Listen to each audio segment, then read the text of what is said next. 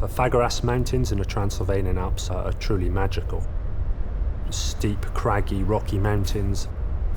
As I was deliberating my course of action, there was a strange noise that flooded the open slope. I turned round and looked at the mountain, and an avalanche was being triggered.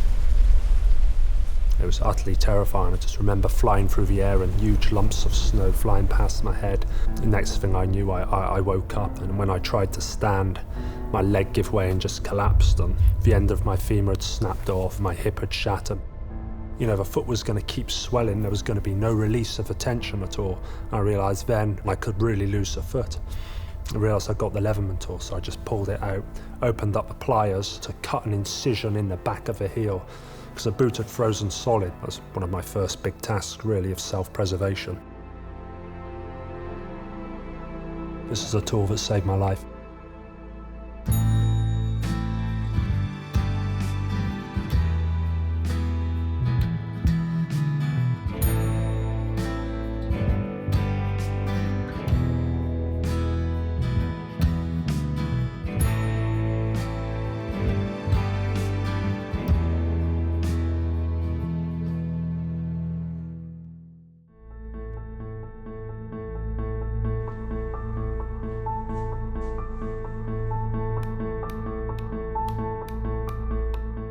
I met Steve Berliner, my eventually-to-be business partner at Oregon State. The first time I met Tim Leatherman was in the table tennis room, becoming pretty good friends that way. And we also had skill sets that were complementary of each other. I knew that he was dependable, reliable. I knew he was punctual. I knew that I could count on his word. When I first met him, I thought this guy is a good player. When I first saw this beautiful girl come down into the ping pong room, I tried very hard to play very impressively, see if I could get her attention.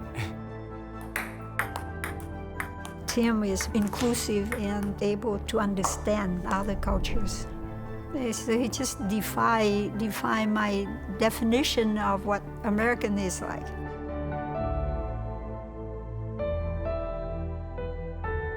I had this desire to live abroad, to work abroad, so we decided to take a budget trip to Europe.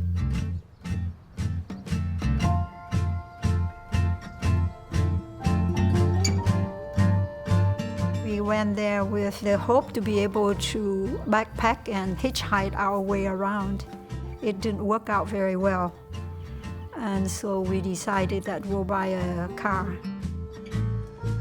We found out that the easiest place to buy a car for a foreigner was in the Netherlands. And once we had our day or two of tourism, then that was what we're quite focused on.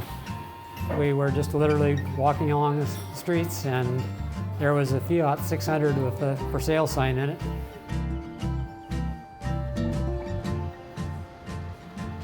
It's actually a trip of a lifetime just to see the world.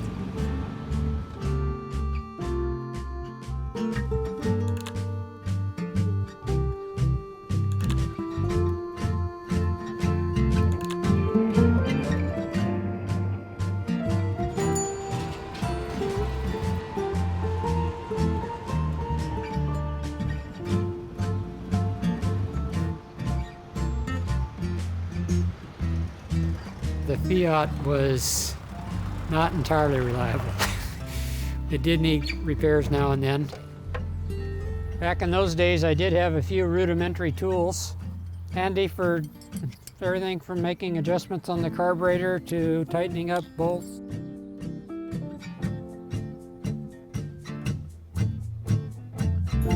During the trip, I was carrying a pocket knife, and it was fine for doing what it could do. But there were often situations where I needed a pair of pliers. And as I say, this was a what are we going to do with the rest of our lives trip. So as we were traveling, I was jotting down notes, and one of the notes was, in essence, put a pair of pliers in a pocket knife. But this idea would prove to be much more complicated than I initially imagined.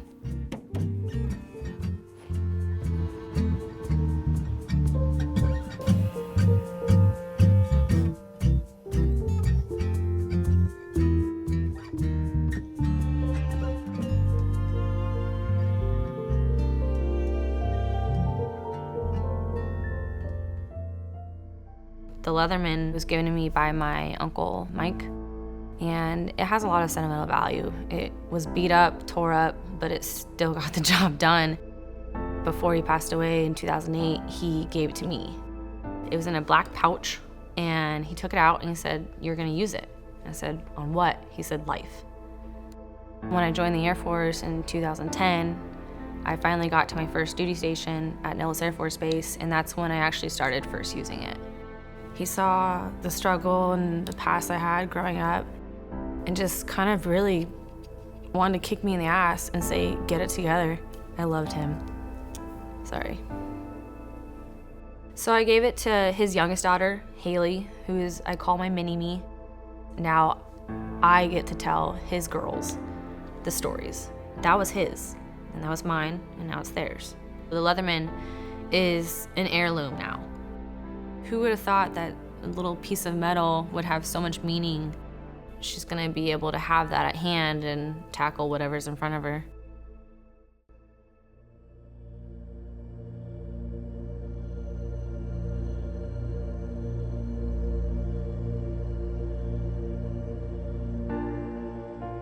When we returned to the United States, I decided that adding a pair of pliers to a pocket knife was the project I wanted to work on. My first step in this project was to create the prototype. I spent the first 3 years of this project in my brother-in-law's garage. At times I was lonely. On my 30th birthday, I can remember thinking, 3 years of my life I've been working on this. I have nothing to show for it. And I remember starting to cry. And then waking up the next morning, today's a new day, I still have a goal, let's go see what I can do. He's serious about that goal, and that's one of the few characteristics that I really admire.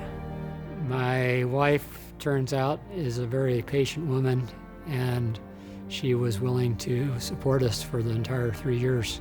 I'm hopeful, but very cautiously hopeful, in the sense that I don't know it would be well received, that he can produce it and that he can sell it.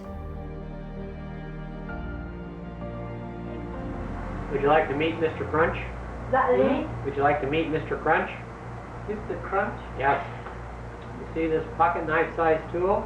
Uh-huh. Very compact, fits right in the palm of your hand. Mm-hmm.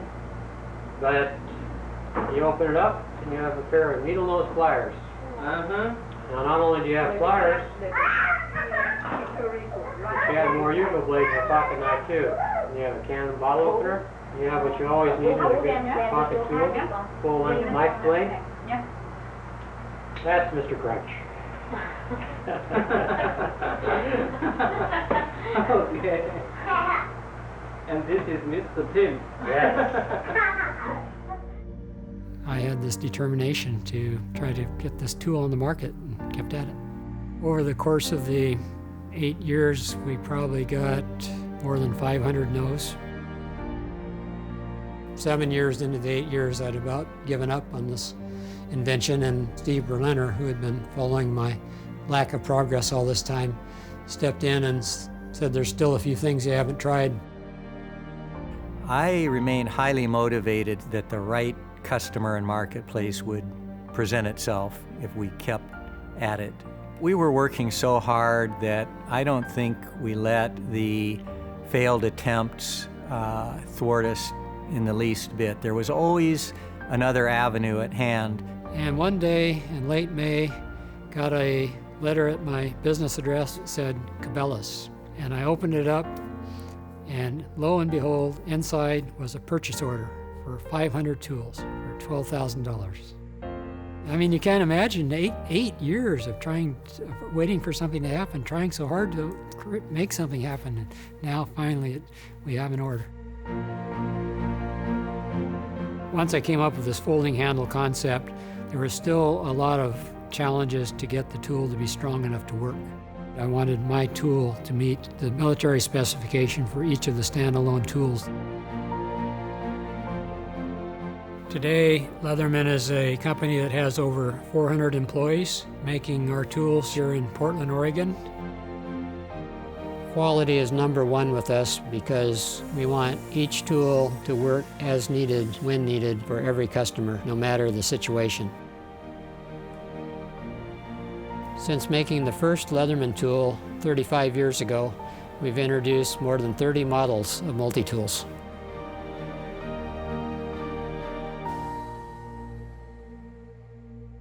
I have a lot of respect for the way you have to travel over the ice. I parked my truck, got the four-wheeler loaded up, the wife on the back, and we buzz in across the lake, and it had a couple inches of snow, light powder on it, and there had been other tracks on the lake, so I thought the ice was safe. We're buzzing across, and she's just going kind of slow. And next thing you know, the front end goes in, and she just stopped, dropped, and rolled right in. I swam around. I tried to get out. I couldn't get out. I tried clawing at it. Went over to Chrissy. We just said, I told her I loved her and I'd give her a kiss. That's the point that we didn't figure we were going to make it. And whatever happened in my head, I didn't say anything. My hand went down and oh my God, there it was. My Leatherman was on my hip. And I opened it up and I took a big jab. I pumped myself right up and took a big jab at it. And I come out with momentum, and I just went woof, right around in a circle, and I'm looking right at her. The wife was right there. How we got the strength at that point, I don't know.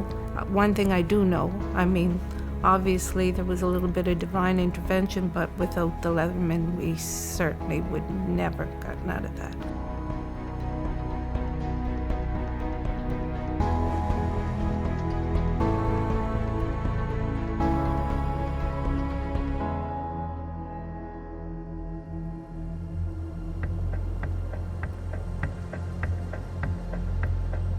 All I've been told is that we would be going to a cabin and that there will be some people there that have some Leatherman stories to tell me. To tell you the truth, I'm not big on surprises. I like to have my life planned out and know what's going to happen.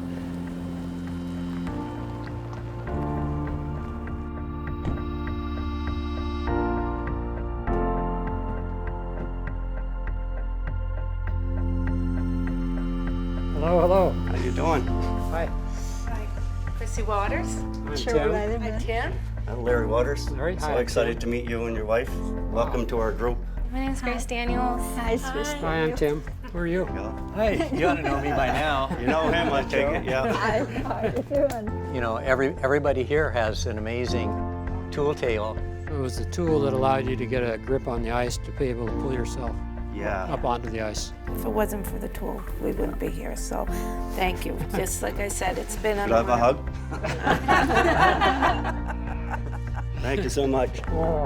I mean it from the bottom of my heart. Thank you. Thank you. Tell you what, I want to shake everybody's Some of my own successes in life have started off a failing. It takes real guts and drive as well as vision to just keep taking knock after knock. And you know, I knew about your story, and I just thought, yeah, this is my kind of man. So here I am, and thanks a lot for pulling it off.